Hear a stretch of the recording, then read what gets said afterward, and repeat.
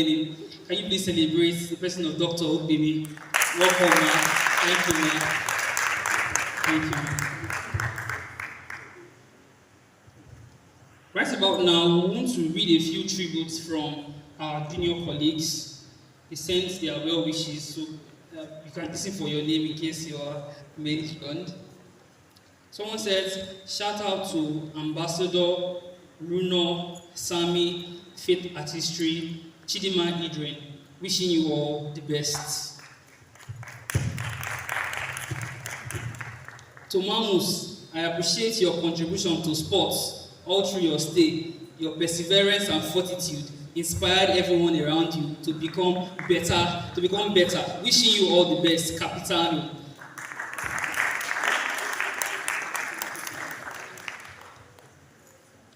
Chief Beverly, who will go to market for us now?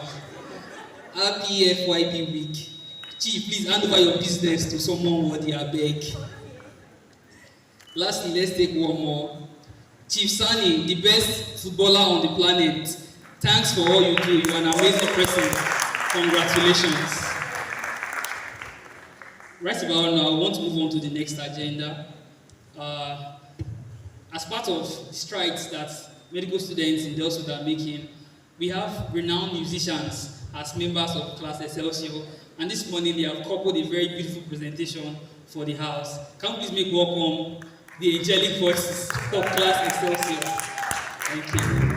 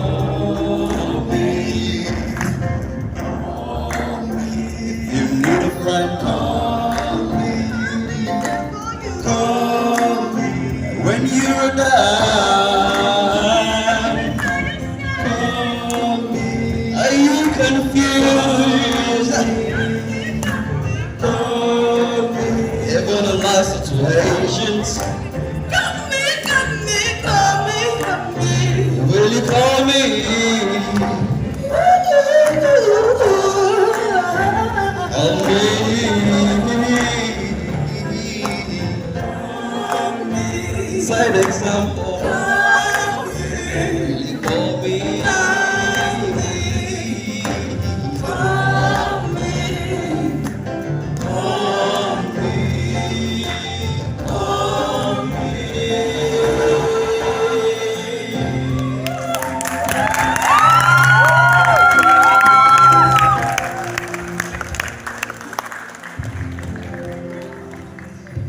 Can we celebrate them some more? I think that was beautiful. Can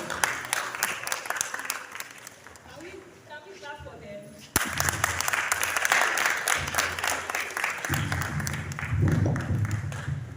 No, I've said it that this singing thing is not for me.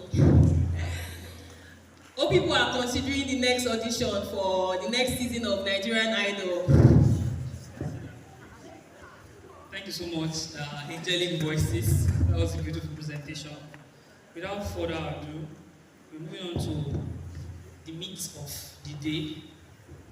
This morning, we want to receive our first speaker address. He's speaking on a very important topic this morning that concerns every one of us as students moving on from undergraduate life to postgraduate life. Very soon, nobody will be sending you money for allowance. In fact, you'll be being called upon to send money to others because who is not a doctor, brother is not a doctor. So I think it's a very important topic for every one of us to give our ears to. To welcome our guest speaker for this morning, our first speaker for this morning, I would like to call on Chuka Moses Ozo, the national president of the National Association of ICA Students, to take the citation of our speaker.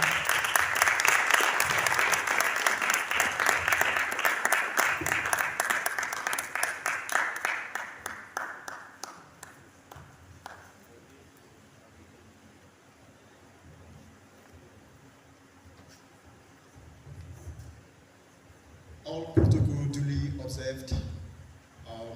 It's a great privilege to be reading the citation of my political father, a role model, and sir, please, I'd like you to stand while the citation is being read, sir.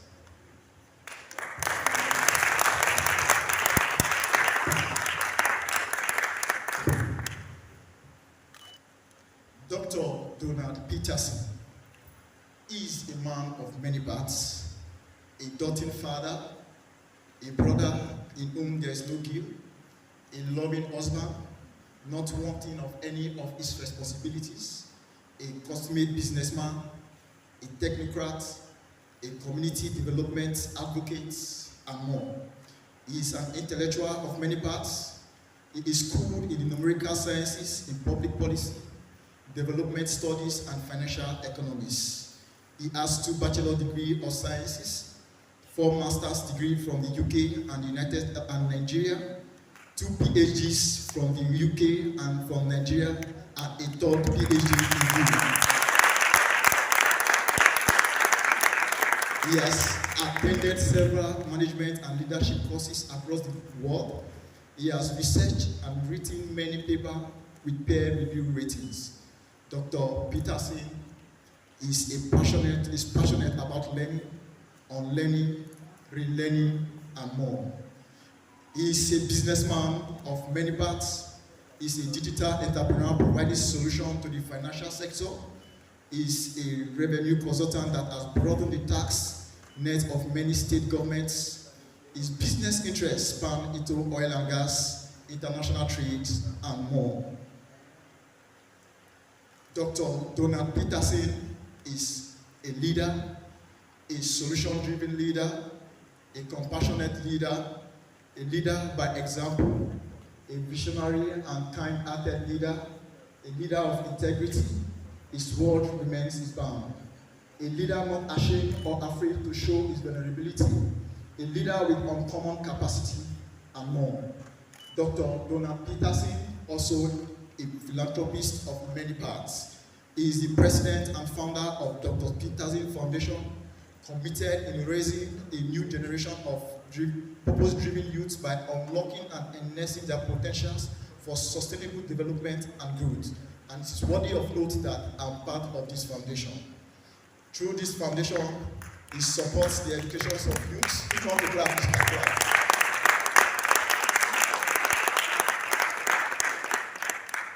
Through its foundation, it supports the education of youth in various disciplines across Nigeria, with a strong bias for youth of ICA extractions by offering them scholarship up to PhD level. It supports the work of God in several ministries across Nigeria and was recently ordained an elder in Perfect Tabernacle Church, Delta State in December 2023. Through its foundation, it supports vulnerable widows in Ika land and empower 1,000 of them with a monthly stipend unfailingly. Through this foundation, Dr. Donald Peterson also supports various associations, especially those committed in impacting on the quality of education from the primary to tertiary level, and of course, the social, cultural development of ICALAN, of which the National Association of ICA Students have benefited massively from.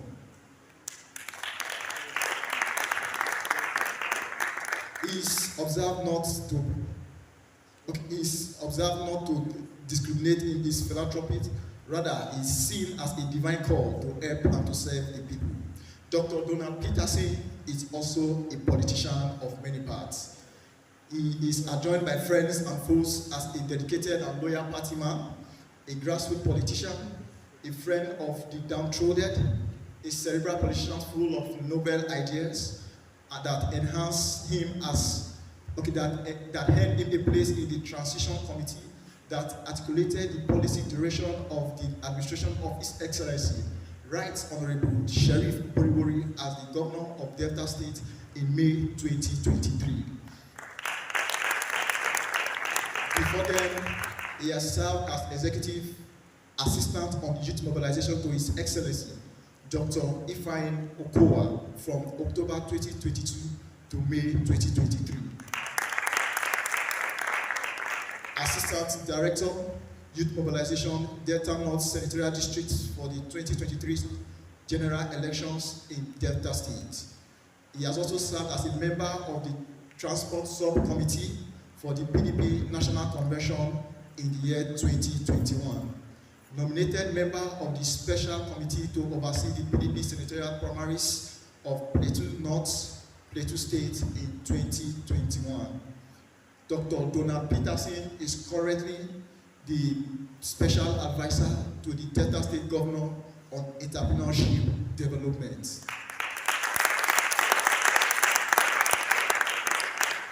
Dr. Donald Peterson has earned and received numerous awards in many parts. In Germany, he received the Excellent Merit Award conferred by the Mayor of Bonn in 2013. He received the Innovation Award in the Year in Nollywood by Golden Globes Media in Frankfurt. He shared the spotlight with Patient Uzoku and Victor Osiago. Dr.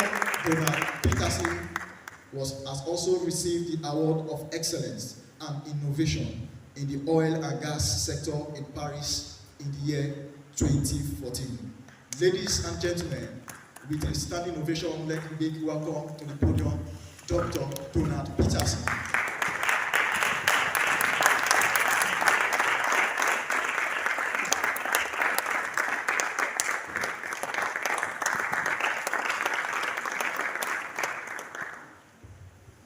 Thank you very much. Kindly allow me to observe the existing protocol. I'm able Chairman, Professor Iwegu, and members of the high table, distinguished graduates, students, the assessor class. I salute you this morning. When the citation was being read, I was actually looking for who we were talking about. I felt it was too long. I didn't know when I did all that, but I was doing it anyway. I must also say that the reason why I was given to academic pursuit was because of my late dad, who amongst his 8 siblings was the only one that was in school, that did not go to school. He pained him so much. So my dad told me that you go to school and obtain your own certificate and obtain my own certificate. So I went to University of Abuja. I read it. Actually, I must tell you, I was first given admission in Unilever to study medicine in 1989. But I was only there for half a semester. The reason for that, we will probably discuss with anybody who wants to know privately, but I left. And I went to University of Abuja, where they didn't have medicine. The closest to science they had was the social sciences. So the following year I wrote JAM and I had to read economics. When I graduated, and I went to tell my dad, and my dad said, "What do you have?" I said, "I have DSC Economics 2." And he said, "Where is my own?" I said, he said, "Where is my own?" I said, "Yours is coming." He said, "No, you must go for me." So I said, "I want to do my master's." But I love my dad so much. I felt then, I was young, there was no mentor. So I finished very early. And somebody told me that Uncle Jimovia read business administration. I felt I wanted to be like him. He has always been my role model. So I felt if I read business administration, I would automatically be like him. So I enrolled in University of Abuja again. I read business administration. When I finished, I did then was when they brought up the program MFE, Masters in Financial Economics. It sounded so good then because we've been used to MSc Economics, but we not had MFE. MFE was different. I wanted something different. So I enrolled. After enrolling, my lecturer told me that this is an executive master's degree, not an academic master's degree. But I had already taken money from my dad to do that. So I had to finish up. Because my dad was standing by my side to ensure that whatever I needed for school, he was ready to provide. And when I finished that, I enrolled for MSc Economics. I did that and I told my dad I wanted to go abroad to study. He said, "Yes, we will go abroad to study." I applied to London School of Economics. I was turned down. I was advised, except I have to do MSc Economics again, which I'd already done. Because of the love to see London, I'd never been abroad before. I said, "Yes, I will take it." My father said, "Go ahead." I went there, did another MSc Economics, the London School of Economics, and afterwards I did my PhD. And that was when I realized that all these degrees doesn't really count in you making money. To make money is different. You have to be an entrepreneur. So I looked at what will make me an entrepreneur. I said I need to be very well armed, knowledge-wise, because the Bible said, "Study to make thyself approved." So I applied to London Business School to do my MBA. So I did my MBA, and I discovered that all this theoretical and head knowledge that I was acquiring wasn't what I was meant to actually get there. What I got from associating with different cultures and different people in London is the network of friends. And lo and behold, from that network in London School of Economics and London Business School, I landed my first job. I never worked for anybody. I got a consultancy job with Halliburton, fresh from school. And guess what the first value of the contract was? $12.5 million as a young man. Why I'm saying all this is not to brag, but rather to let you know the connection between networking, entrepreneurship, and you going to school. Now, when I was called upon to deliver this lecture, when I was told I'll be delivering this lecture to medical students, I was wondering, I'm an economist, they are doctors. What do we have in common? I later realized that being an economist, you know little of virtually everything. There's economics in everywhere you go. So I said, yes, I will do. And I asked myself, medical students, they become a doctor. Doctors are supposed to be, you know, they are after angels. You find doctors.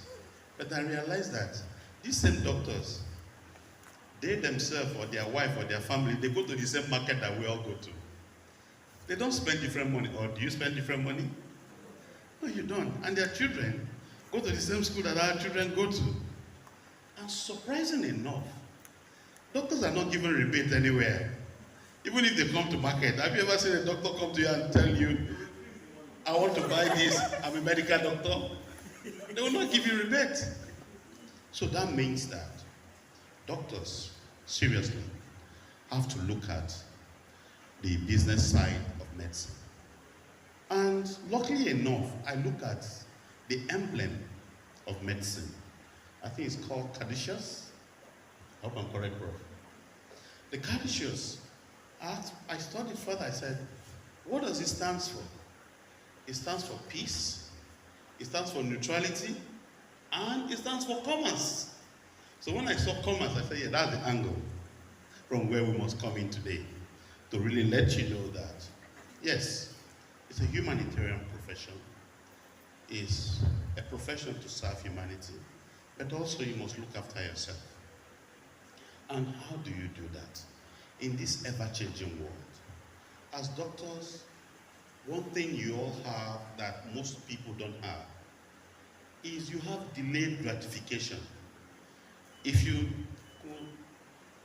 look deeper, most people that got into the university the same year as you, some of them already have their masters. Some of them are already working, but you are still here in school.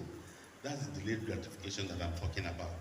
But this delayed gratification is an essential part of success and a very important part of being an entrepreneur. Because being an entrepreneur is not a fly-by-wire thing. You don't just come and jump into it and expecting to cash out the following day. It takes time. So as doctors, I like to say that, to give you guys, or we give ourselves a big round of applause.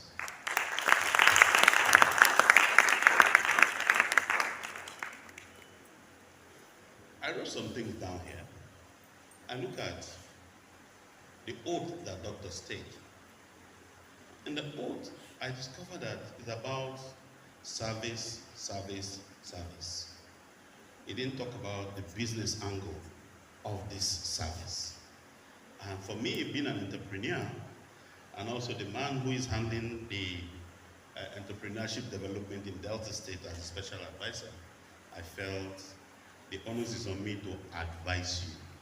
And advice I will do today.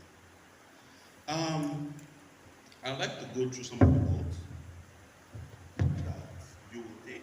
Yes, you're not taking the oath yet.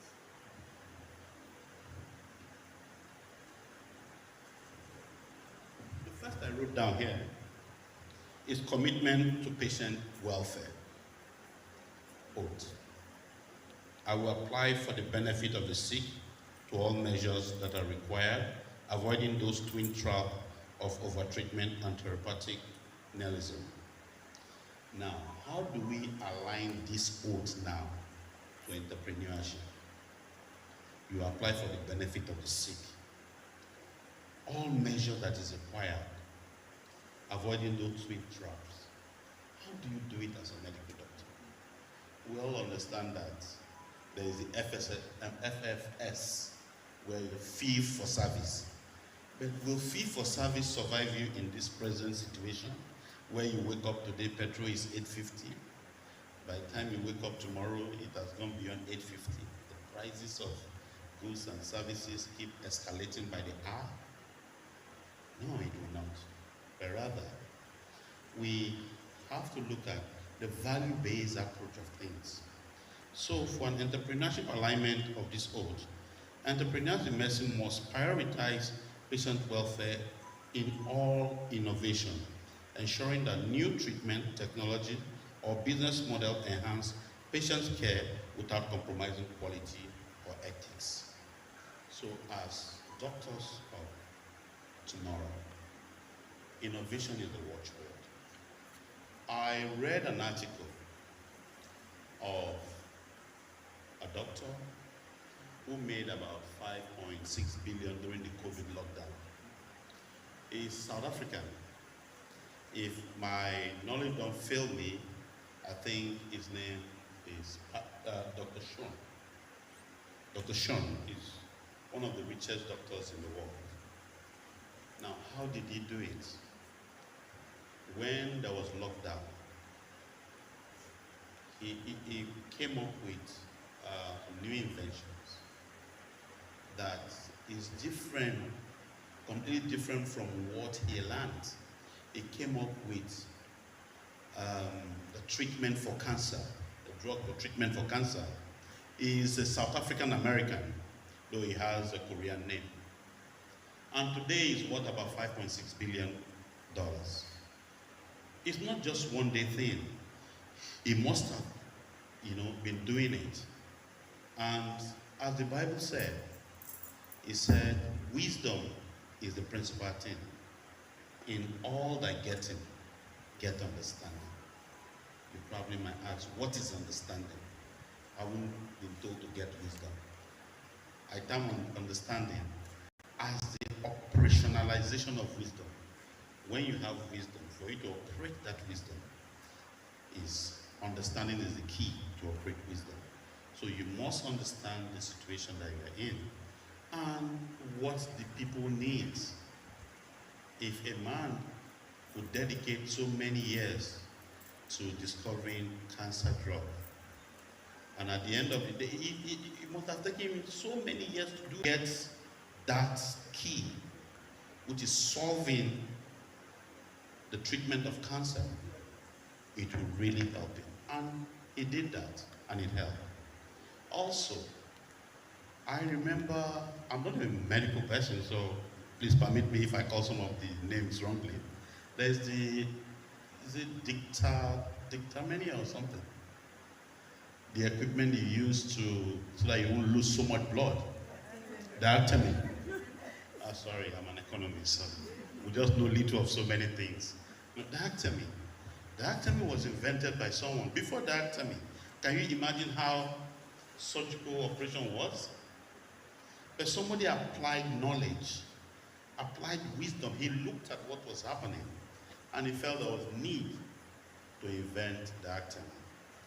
And when he invented diatemy, of course, he must have permitted to use the word of the youth these days, cash out. So you see, why am I saying all of this? As medical doctors, you must think out of the box. You must think beyond your scope.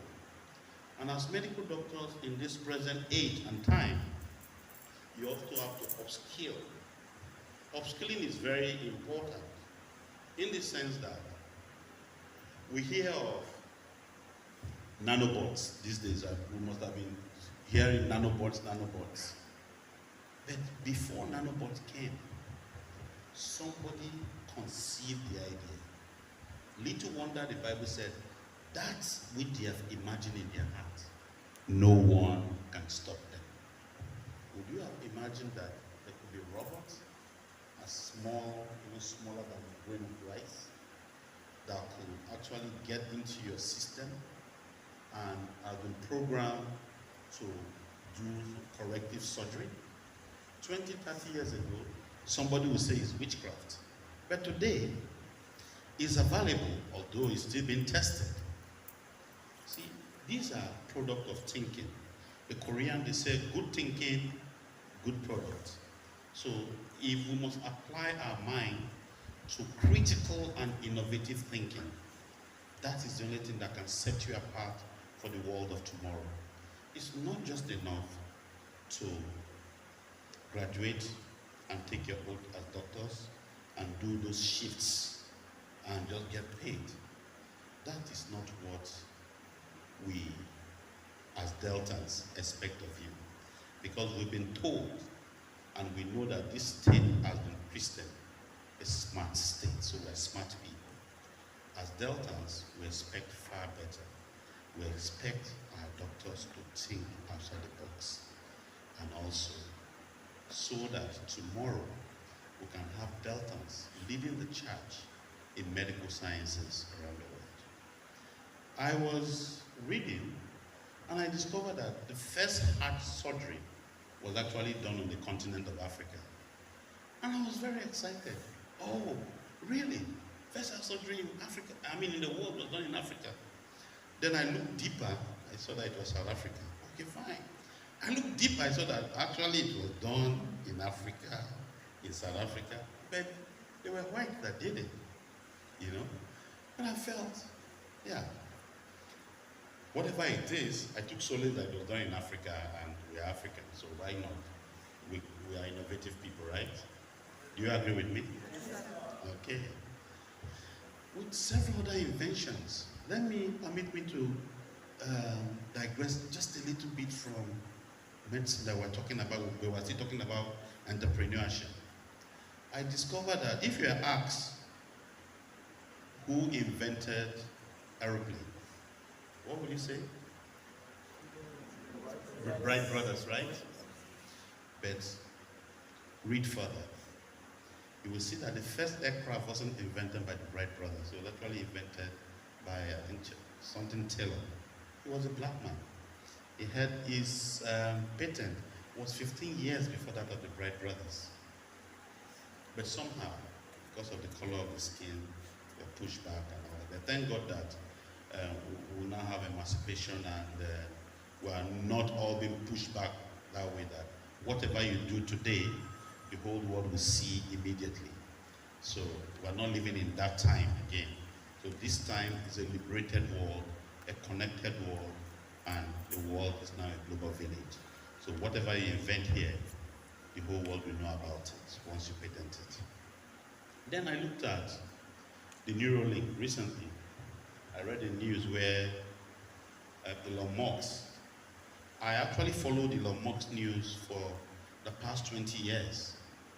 Because when I first heard of a boy of 12 years old, he was 12 then, when he invented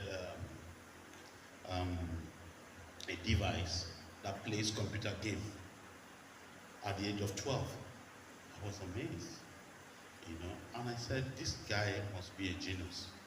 And when he came up with PayPal, then PayPal, that time, now to you, PayPal was like nothing. That time it was like magic to us like growing up then. From PayPal, we heard that he bought Tesla, and he said he wanted to start manufacturing electric cars. See, don't get it twisted. Electric cars have been around since the 40s. If you research properly, electric cars have been around, but they were not very economical then. But he came, he turned it around and made it super economical. He made them very fast. That Tesla is supposed to be an automotive company, but Tesla is being rated as an IT company because they're not looking at, it's not just providing solution for mobility, it's providing solution for a connected world. So you see how he has been able to make it. For a very long time, about 3 or 4 years, he was the richest man in the world. And as if that is not enough, he now delved into the space of neuroscience, where he founded Neuralink, and that they will probably connect a chip in your brain that could help to treat so many ailments that had to do with the neurons or so. And I was like, what is this man getting to? When they tried it on the pig and it was successful, I'm like, where are we going to? It means that by the time the human trial starts, apart from the healing or correcting some anomalies in one, you can actually communicate with your phone and your devices telepathically. I said, this man is set in some years to become the first trillionaire in the world. And today, it has been announced that the first human trial has started, and the first person to take on this is, I think his name is Adam or something, And is on, using it. It's been on him for the past 90 days, and he's beginning to, was paralyzed. He's beginning to use part of his body because of the chip that was planted in his brain. This is a product of thinking. This is a product of innovation. So as doctors, we need innovation. I also look at another of the oath of respect for patient autonomy and confidentiality. I will respect the privacy of my patients, for their problems are not to be disclosed to me, that the world may know it. What is the entrepreneurship alignment here? Maintaining patient confidentiality and informed consent is crucial when developing new healthcare solutions or utilizing patient data for research and innovation. Yeah, I have been privy to a situation where my sister, I took her to see a doctor, and after seeing a doctor, I'm the one who brought her, the one to pay. But the doctor refused to tell me what was wrong with my sister. Rather, he said my sister would tell me what was wrong with her. And when they did the test, they gave her the test result. They didn't give me the test result, despite the fact that I'm the one paying. That, of course, is confidentiality. But doing all that, how do you then not piss me off? How do you then not make, how will I like to talk to that? I'm the one who brought her, but you did not tell me. So, most hospitals now are using apps where you download the app, you go for your test, the test result is sent straight to the app, and whoever has that app and the username and the password on his phone sees the result that comes. I think that is a very good innovation. So with that, it will have solved the problem of me not knowing what was wrong with my sister, and my sister not telling me the truth. Because when the result was given to her, she did not tell me the truth. It was later we found the truth. And before we start, serious treatment, she died. Because, she kept it, she hid it from everyone. But if it's now that we have, I want to be a neurosurgeon, I want to be a this, you also need skills in IT. Skills in IT or a common knowledge of IT so that you can function better in a connected world like this. I was told of telemedicine recently, and I was wondering, what is telemedicine? And I realized that young doctors probably need to apply their mind to telemedicine, which means that sometimes you don't need to bring the consultant to that particular location physically. It probably might be in a different location and work or assist the doctors that are in that location where the patient is. So these are some of the new innovations that as medical doctors we need to apply our mind to. Now, before I started, I was given 40 minutes. I have been looking at my time. I have so much here to really talk about. All I've been talking is just an abridged version of what I have here. Not to take so much time, because I know that time is of the essence here. I would just like to read that as you graduate and step into the world of medical practice, remember that the role of a doctor can extend far beyond clinic. Embracing entrepreneurship allows you to innovate, improve patient care, and address evolving challenges of the healthcare industry. However, it is essential to balance your business pursuits with the ethical responsibility outlined in the medical oath. By navigating societal challenges and leveraging technological advancement, you can make significant contribution to the healthcare landscape while maintaining the highest standard of medical professionalism. Once again, I'd like to congratulate the graduates, and I wish you success in your endeavors as compassionate, innovative, entrepreneurial doctors.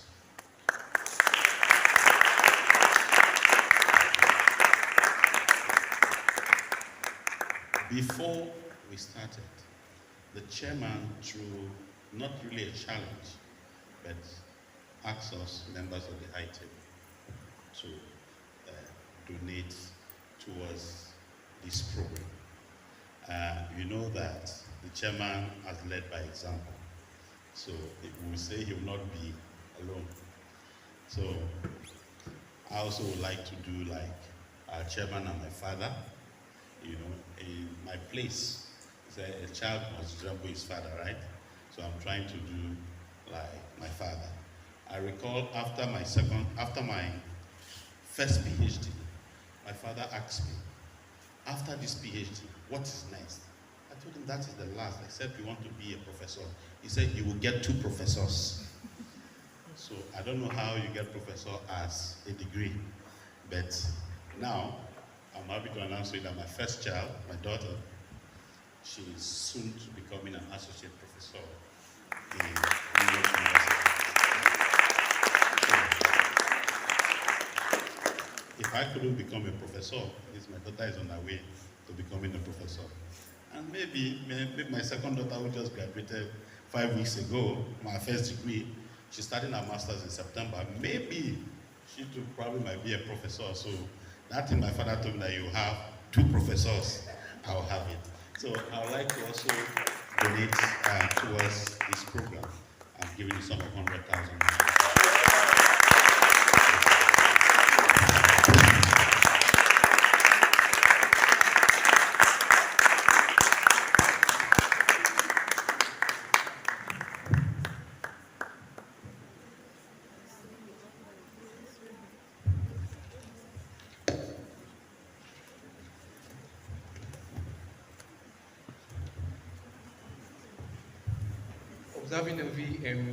Observing all protocols, my name is Christopher Wake. I'm the chairman of the final year committee, and on behalf of the entire class Excelsius, 611 medical students of Delta State University, so I want to say a very big thank you for this very big donation. We are grateful. We enjoyed your lecture. We enjoyed every single thing that you taught us here today, and we are really, really appreciative, sir. Thank you.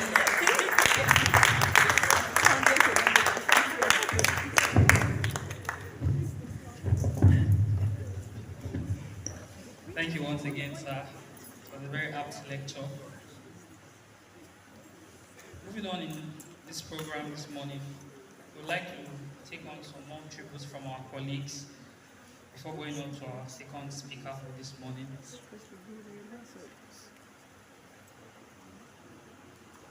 Before we take these tributes, we also like to acknowledge the presence of the DCMAC, Delta State University Teaching Hospital, Dr. Odumeta.